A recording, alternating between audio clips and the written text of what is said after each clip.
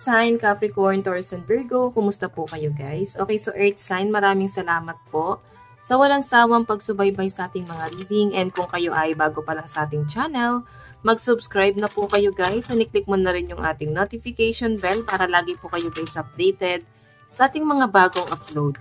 So Earth sign, sa mga nagtatanong about private reading ay nasa description box below yung link kung paano nyo ako guys mami-message. Ayan.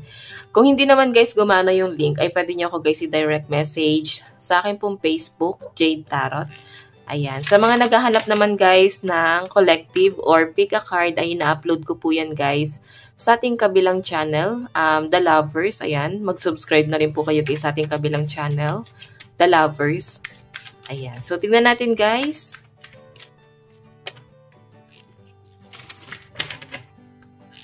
Gabay po ni Earth sign, Capricorn, Taurus, and Virgo. Gabay po Spirit Guide.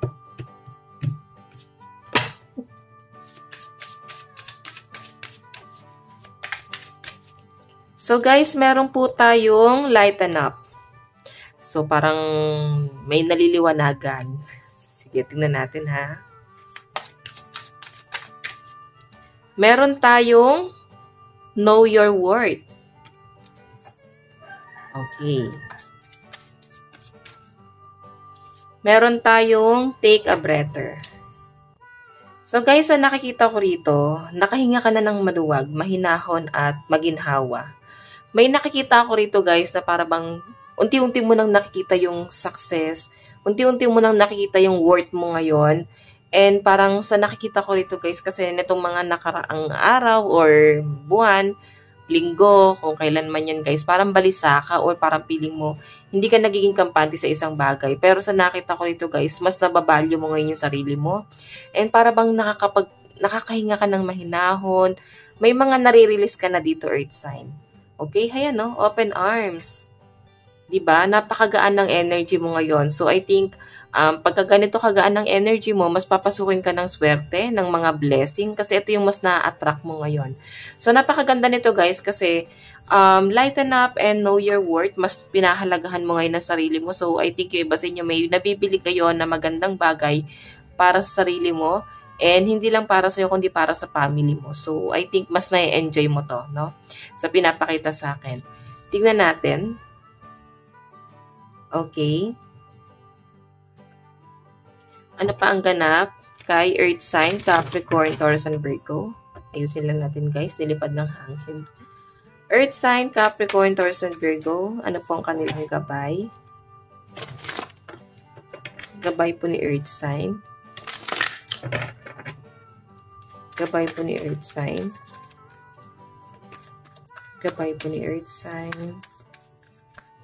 So guys, meron tayong protect what you have created. Be prepared, never give up. Ask your angel for help. Environmental activism and animal rights. So, sa nakikita ko dito guys, may mabigat na nangyayari sa buhay mo ngayon. Ito ay decision lang naman. Decision lang naman to, no? Pwede mo yan alisan. And mag-focus ka dito sa mga positive na dumarating at darating pa sa inyo. Okay? Tignan natin. Earth sign, Capricorn, Taurus, and Virgo. Meron tayong Ace of Wands. Meron tayong Strength. So, pinalalakas ka lang talaga ng tadhana. Kumbaga, kung bakit nangyayari sa inyo to guys. I think, para mas maging matatag ka pa. Okay? Para mas mag-focus ka pa sa pamilya mo. May nakikita kasi ako dito, Earth sign, ngayon para bang napanghihinaan ka rin ng loob dahil sa mga problema. Okay? Pero sinasabi kasi dito guys, sa mga susunod na mga araw at buwan, mas maliliwanagan ka na nga dito. Okay? Mas magpo-focus ka na sa worth mo. Ngayon kasi guys, ang paglaban na ginagawa mo ay hindi para sa'yo. Ang laban na to guys ay parang laban mo sa ibang tao. So I think sarili mong problema, hindi mo iniisip. Problema to guys ng ibang tao. Okay? So, kung ano man to guys, sa pinapakita sa akin, malalampasan mo rin to Earth sign. May blessing na paparating sa inyo. So, focus lang tayo guys sa positive, and yung mga negative, iwan na natin. Okay? May nakikita ko guys na parang may conflict about sa health. Siguro sa family, may nagkakasakit. Okay, ito rin siguro guys yung pinagtutuunan nyo ng pansin ngayon, no? Tingnan natin guys pagdating sa love life mo. Pagdating sa love life.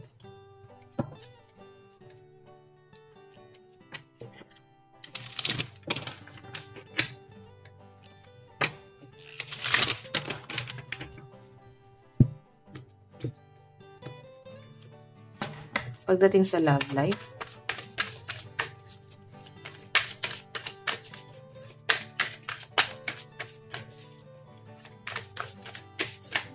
So guys, meron tayong justice.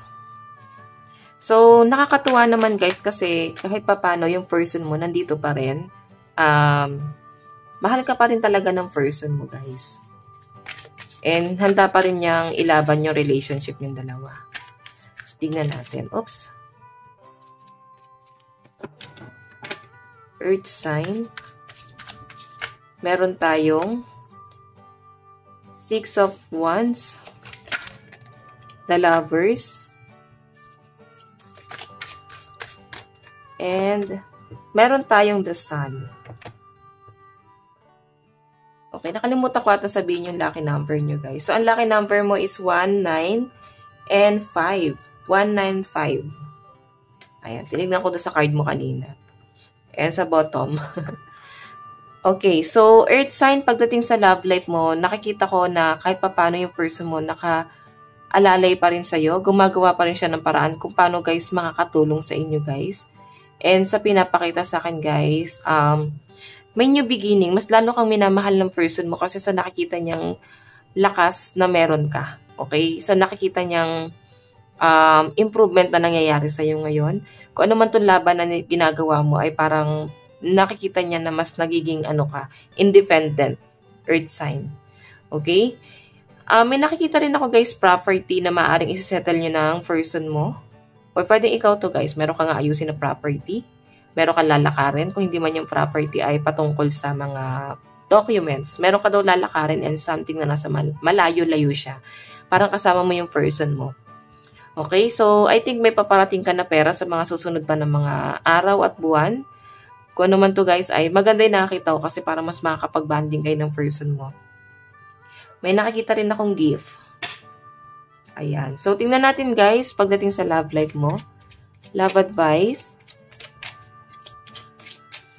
Meron tayong codependency.